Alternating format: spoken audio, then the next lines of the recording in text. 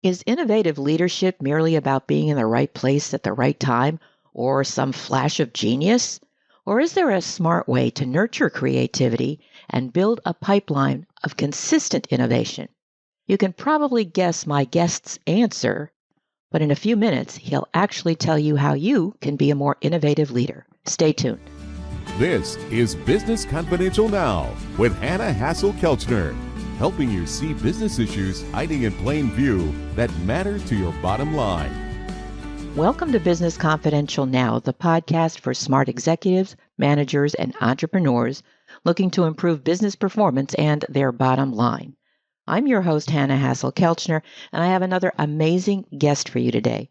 He's Steve Wunker, the co-author of The Innovative Leader, a step-by-step lessons for top innovators for you and your organization. He's also the managing director of New Markets Advisors, a global consulting firm focused on innovation. He was responsible for one of the world's first smartphones, pioneered the mobile marketing and commerce industries, and partnered with a longtime colleague, Harvard Business School's Clayton Christensen, in building the consulting firm Innosight. He's the author of 3 award-winning books. He's written for Forbes since 2011, and he's keynoted speaking events on 5 continents. So I am very excited to have him join us today. Welcome to Business Confidential Now, Steve. I'm excited to be here. Thanks for having me. There's so much hype about innovation and innovative leadership, Steve. You know, it sounds very sexy and cutting edge, like this leap into hyperspace.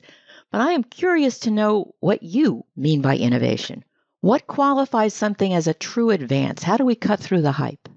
So, an innovation doesn't have to be a new product. It can be a new customer experience, a new way you sell things, an internal process, a new way you work with suppliers. There are all sorts of things that can count as innovation. What we're focused on are, however, the big innovations, not new lemon flavor, but the things that create new markets and shape industries. And we see a lot more opportunity to do that now than ever before.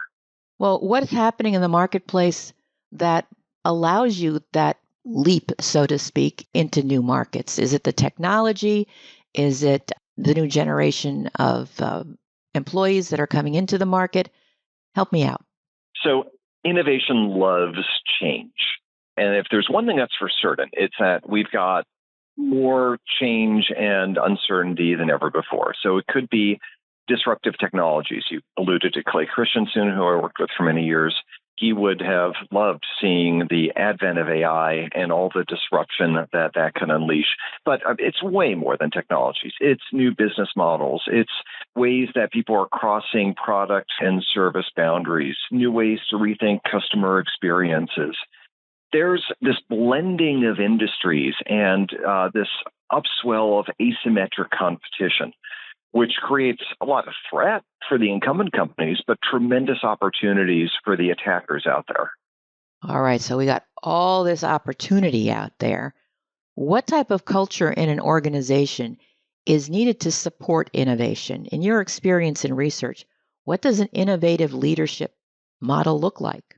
So we actually talk about 3 A's of an innovative culture. The first is action. You've got to be action-oriented. And then there needs to be a degree of autonomy, no matter what size of organization you have. People need to have the ability to experiment within clearly defined boundaries, but to experiment and understand what's really going to work or not. But then the flip side of that is you also need accountability.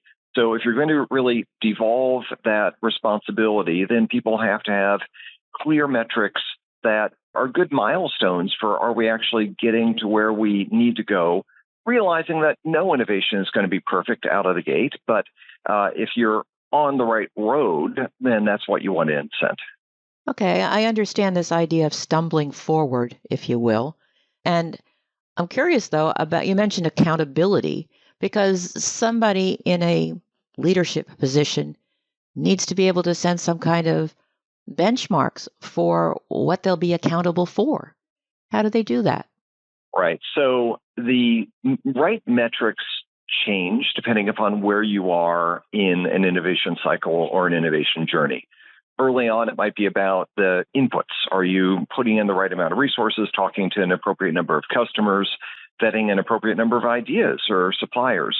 And then it's more about the process you're following and the risks that you're really surfacing and mitigating. And ultimately, it's about the outputs. Sometimes, though, the innovation journey is a long one. There are some industries like pharmaceuticals where it can be years and years.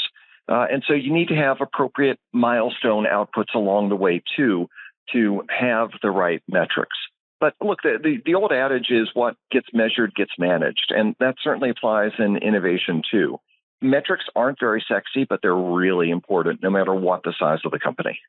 Well, sometimes those metrics could be measuring the wrong thing, no?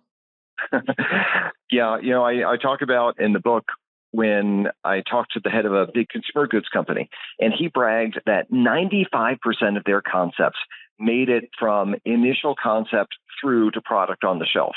And he was really proud of that, but that's actually a terrible number because it means they're not being very risky, and they're probably greenlighting a lot of really low-risk stuff that sure is going to get onto the shelf, but likely isn't going to be expanding a category. It might just be fighting with their other products for the share of the customer's wallet.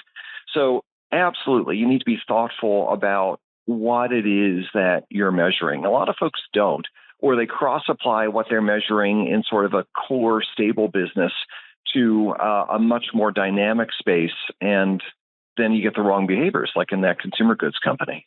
Interesting example. Thanks for bringing that up. You mentioned these different areas that people can measure depending on where they are in their innovation journey. In your experience, are there certain aspects of that journey that are more fraught with failure than others, where maybe people should be spending more time focusing on, inputs or processes versus just continuing to throw ideas up against the wall? So we did a really interesting survey recently where we surveyed people who are responsible for innovation in some way at corporations. And we asked them, what is the biggest obstacle they have in their organization to innovation? Single biggest obstacle. The least chosen response was the number of ideas. Only 6% said that having too few ideas was the problem. The most popular response was that there was a lack of alignment about the goals for innovation. So innovation in and of itself doesn't do anything. It's got to serve a business purpose or a strategic objective. And if you're not really clear, are you doing this to raise prices, to expand your market share, to lower your costs, to thwart an asymmetric competitor? You could be going in the wrong direction. And that happens no matter what the size of the organization. So that is number one, the biggest obstacle. 52% of people said that. 33% of people said that the culture was the issue. And again, that doesn't really vary between size of organization. What's really important to realize, though, about culture is that you can't start by changing the culture. Culture lags. It's the result of other stuff like who you choose to be in the organization, how you promote people, what you measure, what you assess at product review meetings, and then the culture follows. So get the alignment and the culture oriented, and a lot of the rest is going to be falling into place. Those are interesting numbers about the lack of alignment. Where is the alignment mostly? I'm not sure if your survey got into that kind of granular detail, but in terms of where there was misalignment, were more people focusing on aligning with internal processes in order to make things cheaper, more efficient in terms of producing, or were they focusing on, well, we got to have something totally different for the customer experience, or we need to focus on the bottom line and the shareholder experience, the business owner experience? Mm-hmm. Were there any things that stood out? You're exactly right, Hannah. Innovation can mean a lot of things, which is a good thing. It allows you a lot of degrees of freedom, but there needs to be some alignment in the organization about what are you going for? Is it product, experience, business model, what have you? And then if you're even just focused on product, well, are we trying to expand our market share? Are we trying to raise prices? What are we trying to do here? And then what's the time frame? Are we looking for the quick wins or the longer term stuff? Are we tolerant of risk, and what kind of risk? Are we more tolerant of, say, technical risk than regulatory risk, for instance? setting all those things out in a really clear manner helps enormously with the efficiency of people later on in getting the right ideas going and ensuring that you're focused on the right things at the right time in that funnel of innovations from wild idea through to commercialized opportunity. Interesting. I'd like to come back a moment about this whole concept of innovative leadership. You talk about the importance of the right culture being in place, and then other things happen. Of course, it's going to matter having the right people in the right seats in those senior spots. In your research for your book, you talked to a number of different companies. Was there a common thread as far as their leadership was concerned and their approach to innovation that you discovered? So yes, there is. And this applies no matter whether it's a small entrepreneurial organization like an innovative dry cleaner who we spoke with, or a organization that's really grown very rapidly. We interviewed the founder of Panera, for instance, or a giant corporation like Microsoft, whose CEO gave us a few quotes for the book. So if you look at Panera, for instance, Ron Scheich, he not only founded Panera, his first company was actually a cookie company. And he noticed that people were passing him by in the morning. And so he figured, okay, I've got to have a bakery cafe here that might serve cookies, but other things too to bring people in. So he created the restaurant Au Bon Pain. He grew that to 700 stores. And then he had this little side venture called the St. Louis Bread Company. He loved that so much, he sold off the stores, focused on the bread company. That became Panera, later did Cava and a bunch of other chains too. And no matter what the venture is, he had a common approach. So it actually spells an acronym we use as CREATE. C is connected. He's out there himself with the market. Yeah, they do market research, but he's also out there personally trying to understand what's going on. Role model. There are certain behaviors that he wants to see. The observation about what customers are doing, the experimentation, the constant questioning. He role models that himself. Audacious. He's out there with some wild ideas like a subscription to coffee at Panera, where you can get all the coffee you want in a month. That's wild and audacious and decisive. They did it. Evolving. I just told you about how he evolved through the different restaurant concepts. 360 degrees. It's not just about the product, but it's also about things like the business model and that coffee subscription. And then finally, E, enabling. So he's enabling the organization to innovate at a very local level, which you can do in a restaurant, and then as well as at a much more national level too. So it spells CREATE, and that is the approach Ron took. A lot of the other innovators we spoke with did too. If somebody was looking to hire someone that could be an innovative leader, what traits would you suggest they focus on? So we have a 3-part framework for how organizations get innovative, and this actually is reflected in a leader too. They need to be able to be good at all these 3 things. Spells ABC. The first is A, aspire. They need to be able to set very clear aspirations. They need to have some vision. They might get that vision from others, but they need to be able to articulate it and really think it through very deeply. B is build. You need some predictable mechanisms for what to do with ideas. You don't need chaos with chaos. You need it with systems to deal with the chaos and to create predictable outputs that organizations, no matter what their size, can deal with. There has to be some systematic thinking about opportunity. And then finally, the C is cultivate. They need to be able to think long-term about the culture that they're creating in whatever size organization they have, to realize they're instilling behaviors from their own actions and maybe people they're directly interacting with that will ultimately affect everybody who works there. Very good. What common mistakes do people make? Because I would imagine it's not the easiest thing. And even if you find someone who checks off the boxes for ABC, they sometimes stumble. We're all human. We make mistakes. Are there certain areas where we're more prone to stumble? Yeah, there are. So people invest way too much time and money in creating a lot of ideas. Again, ideas are seldom the problem. It's the execution of the ideas and where the ideas come from that really matters.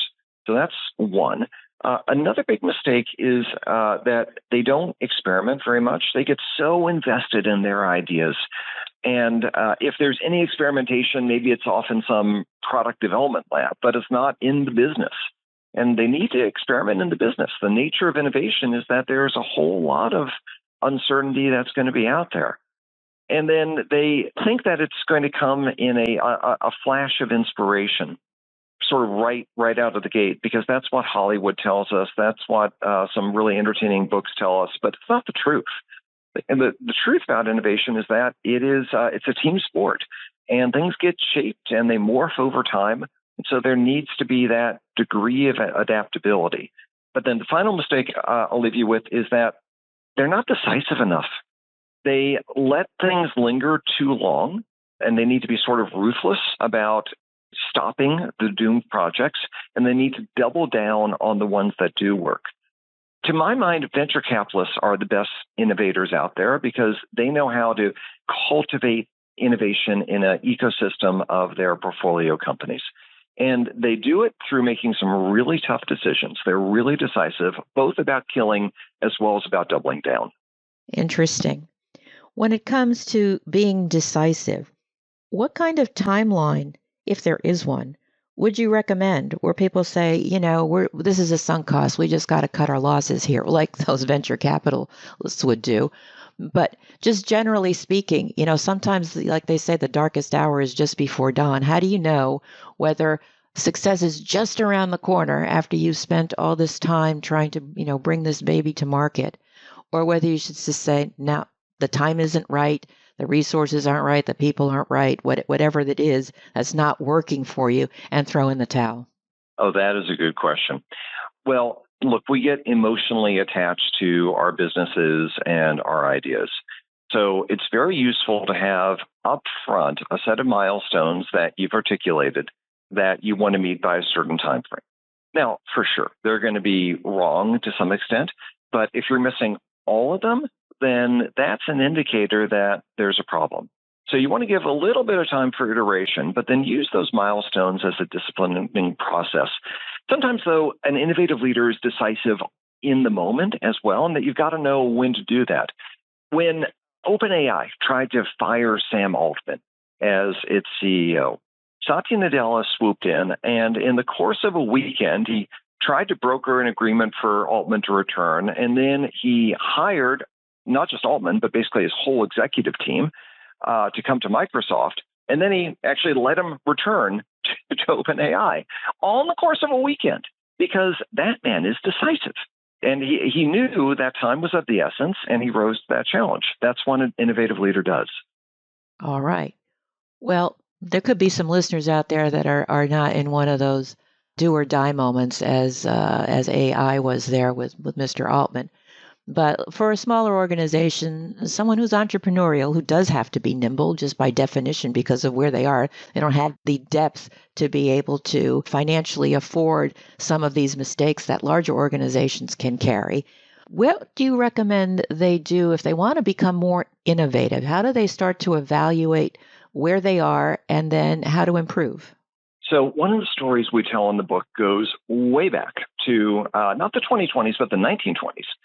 To a man named Alfred P. Sloan, who is seldom remembered today. But he led General Motors back when GM was nothing. It was a collection of failing car brands, and Henry Ford dominated the auto industry. He had over 50% market share, huge cost advantages.